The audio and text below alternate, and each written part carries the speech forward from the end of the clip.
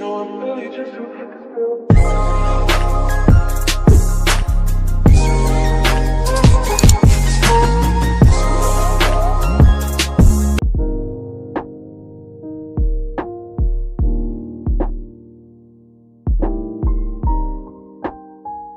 Assalamualaikum warahmatullahi wabarakatuh. Perkenalkan, saya Dila Setiawati, NIM 204190023, Program Studi Pendidikan Guru Madrasah Ibtidaiyah, UIN Sultan Toha Syaifuddin Jambi. Baiklah, kali ini saya akan menjawab beberapa pertanyaan dari dosen saya, yaitu Ibu Kiki Fatmawati MPD. Soal yang pertama yaitu bagaimana pengertian evaluasi belajar peserta didik. Soal yang kedua, bagaimana tujuan, fungsi, dan prinsip evaluasi belajar peserta didik dalam proses pembelajaran. Dan soal yang ketiga yaitu bagaimana syarat penyusunan alat evaluasi dan teknik evaluasi. Baiklah, saya akan menjawab pertanyaan yang pertama, yaitu mengenai pengertian evaluasi. Secara umum, evaluasi dapat diartikan sebagai proses sistematis untuk menentukan nilai sesuatu berdasarkan kriteria tertentu melalui penilaian. Nah, sedangkan evaluasi pembelajaran adalah proses untuk menentukan nilai belajar dan pembelajaran yang dilaksanakan dengan melalui penilaian atau pengukuran belajar dan pembelajaran. Selanjutnya yaitu pertanyaan kedua mengenai tujuan, fungsi, dan prinsip evaluasi belajar peserta didik dalam proses pembelajaran. Yang pertama yaitu untuk mengetahui kemajuan peserta didik setelah ia menempuh pendidikan dalam jangka waktu tertentu. Dan yang kedua yaitu untuk mengetahui efisiensi metode-metode pendidikan yang digunakan pendidik selama jangka waktu tertentu tadi. Selanjutnya yaitu fungsi evaluasi.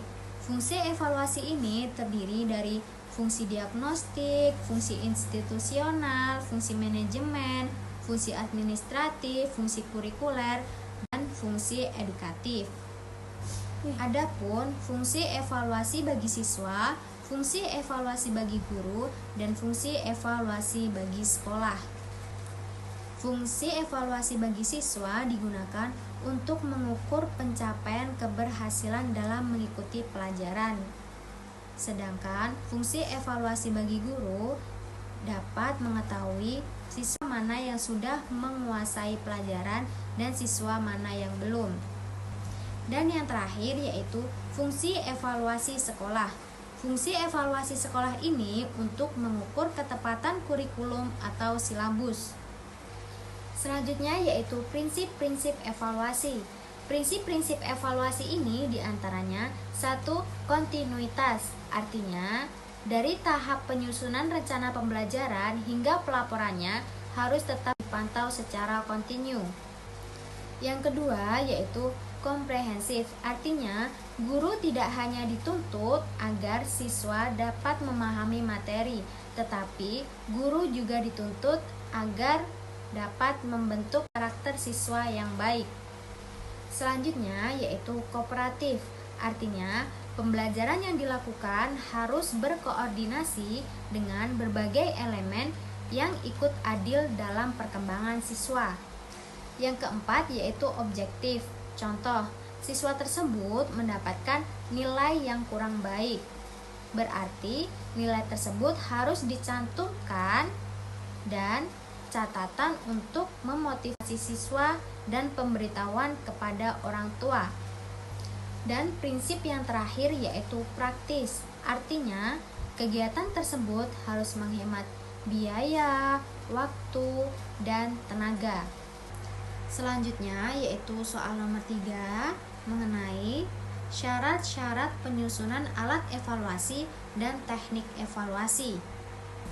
Syarat-syarat penyusunan alat evaluasi diantaranya yaitu valid, praktis, terpercaya, objektif, dan normal.